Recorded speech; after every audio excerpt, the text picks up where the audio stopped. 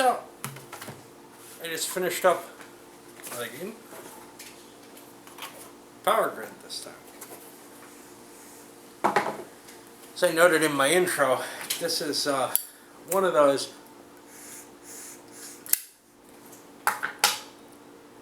really highly rated games that it kind of felt like I was missing on something to not have at least tried it.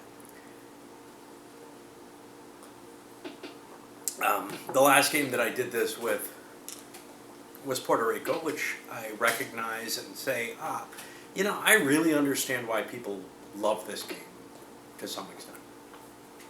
But I couldn't say that that was for me. I mean, I could enjoy playing it, there's no question. It's an interesting puzzle for me. These decisions that I think I could make, that I could enjoy making, probably with a group that's less serious about the game. This one, I have to say, I think I could get really hooked on. This is probably the first of the real Euro-ish games, and the only other game that I can think of that was kind of recent to me that I felt this way about was Imperial, which I didn't just play once. I played it online over on Breton Spielwheel or something like that, and I said, I need this game. I don't know if I'd feel quite that much about this, but this is definitely something that I feel akin to, say, how I feel about Chicago Express or maybe some of the 18XX games, where I could really get into playing this thing a decent amount. I wouldn't mind, doing it once every few months or so, which is a lot for me. Okay, so let's take a look at some of the things. I mean, first of all, the components. The map is the biggest thing, and it is pretty. It took some getting used to, these tunnels and pipes and things. Felt kind of a little weird, but as you play, it seems to fit nicely. It doesn't really become a distraction, and it is more readable than it looks at first. And I do find it attractive. And the one thing I want to note here, though, the location of the uranium commodity. Once you get off of the special spaces for it, is in a particularly unpleasant place on every single one of these. Basically, there was always less uranium than there were of everything else, and it was kind of packed in a way that it's hard to reach. I had to resort to my tweezers to get them in and out without fumbling around. You got all your little wooden pieces. Okay, great. These are functional. It's kind of sad. It's almost as though there's just sort of okay, these are the sizes and pieces that you can have. The trash cans seem a little too big on the table. The uranium's a little too small. If those had been reversed, it would fix that other issue that I had. And it's a pity they didn't choose to do that. In fact, if they had been the same size, it would have helped with that issue a bit. The little houses are perfectly serviceable and fine. The play money, I mean, they went out of their way to make their own little drawings on it and make it look like industrial wasteland or something. But it's pretty cheesy for play money. These cards are very nice, actually. I got no problem with them. A little hard to shuffle because of the shape, but I think there's kind of a useful thing, which is this dark color to show the special setup cards. The step 3 card can't be dark colored because it could surprise you when it's coming up. So it is harder to sort out of the deck, but it should be, it's going to be pulled out of play as soon as you get to it. So little player aid cards, they're a little small. The payout I found fine, but this, I would like a little bit more information on there. I wouldn't be shocked if there's some pretty good player aids, especially covering some of the more special cases in the rules. because it's very easy to remember the base sequence, and that's on the player 8. But there's a lot of little pieces in the rules that are mentioned kind of in one of these hard to remember or important boxes, which are kind of colored off. You'd think that would make them step out and stand out to you, but in some ways they actually don't for me. They look like designer notes or play suggestions or something like that. They don't stand out as much as they were intended to.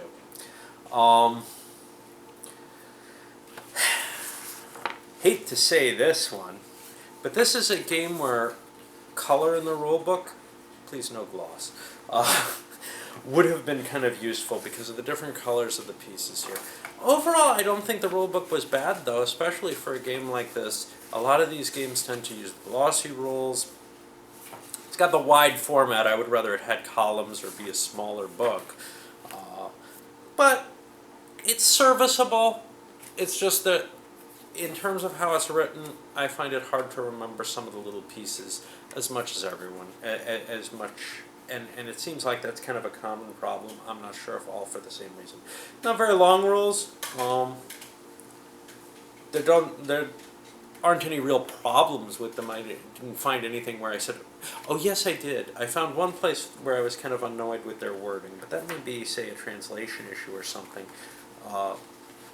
Where they're talking about when you move into another city in phase 2 or 3. If you move into a city that no one's in, and I think I played it completely right, the entry cost to the city is 10 plus whatever it costs to get there by the tubes. The way it's worded, it almost implies that you don't pay the tubes if you're going to an empty city, which I could kind of justify. Cities that are just being expanded to for the first time would be really interested in getting power, and maybe later in the game it would kind of make sense that they'd be offering some kind of bonus, the same way the towns offered a bonus to the railroads, that there might be government money to wire things up. There was indeed. However, I think that would really, really terribly unbalance the game, because whoever gets out there first, well, actually it wouldn't, because you could just tube your way all the way across the board then. But it wouldn't, it just would not make sense within the game. Play-wise, it would stop making sense. The American board had some weirdness about it, in terms of, I felt some of the territories were kind of hard to get to, out west, etc. It looks like the German board is a little bit more balanced, maybe a better first play. In terms of length of time for the game, it's a moderate-sized game. A friend of mine, Ted, asked if it would make a good lunchtime game, and the answer was sort of this resounding no, but I'm not sure, because there's an introductory game, or they suggest when you first play it to only play the first stage of the game. And I think that would be a possibility, to actually play just 1 or 2 stages of the game. The first stage, you might be able to actually squeeze in a lunch hour. I don't know how much fun it would be after a couple of plays, though, to do that. I think probably you'd want to have the full depth of the game. Let's see if I got anything else here. Yeah. It's got a nice mechanic in terms of keeping everybody kind of close to the game, in the sense that close in scoring. Whoever's in the lead has a very strong disadvantage in the bidding, but even more so in the building and the purchasing of the raw materials phase.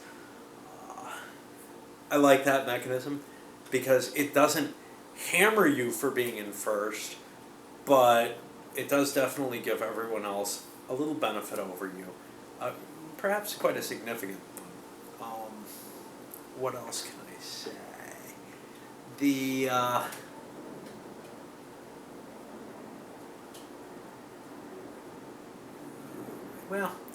there's not a lot of chance to really interact with the other players.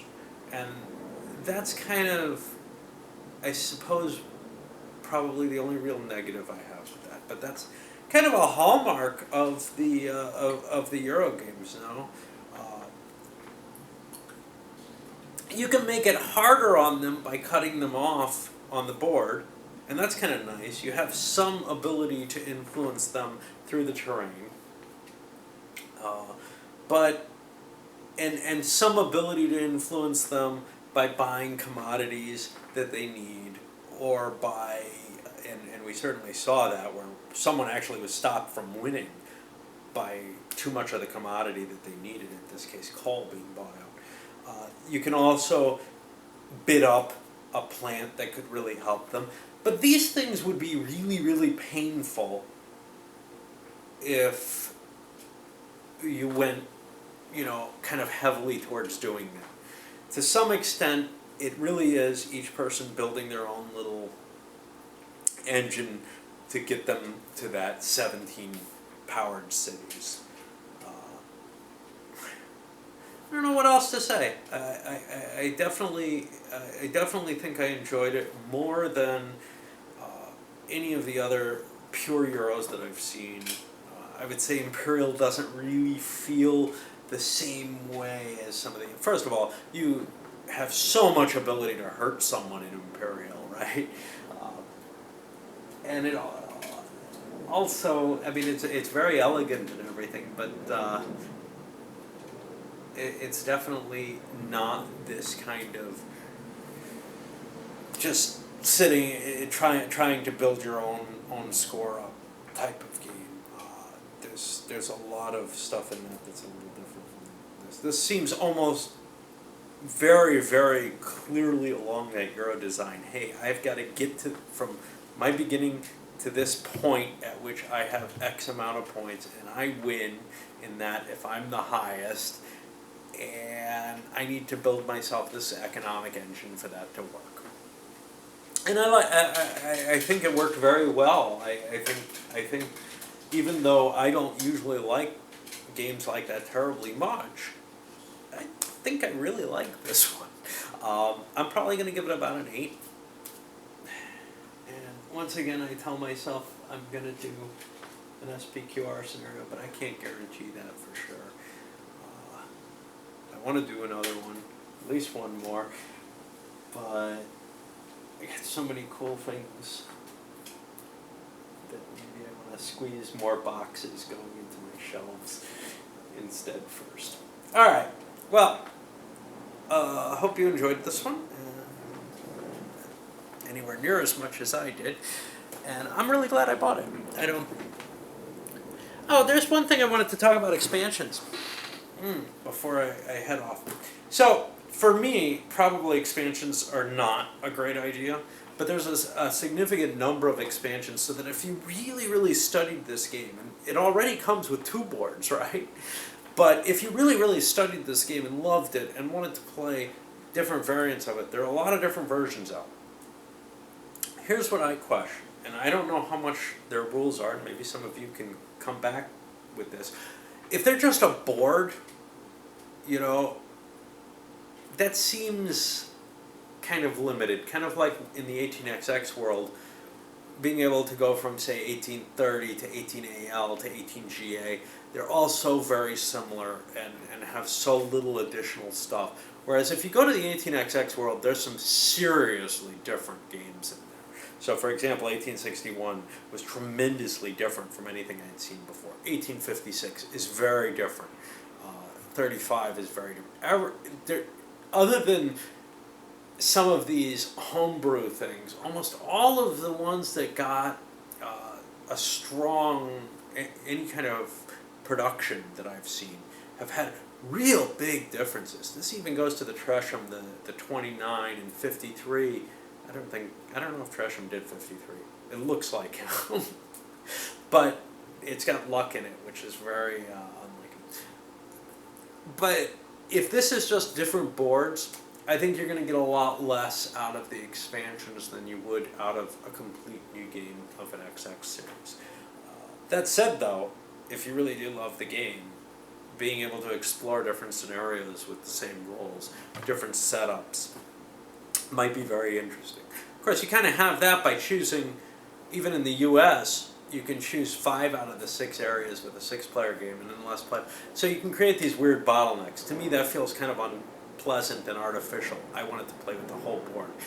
In fact, I might want to play with the whole board with less players and let people have their own little domains. That may be unbalanced as hell. But if it's really badly unbalanced, somebody will jump in to where they're kind of able to compete with the other players.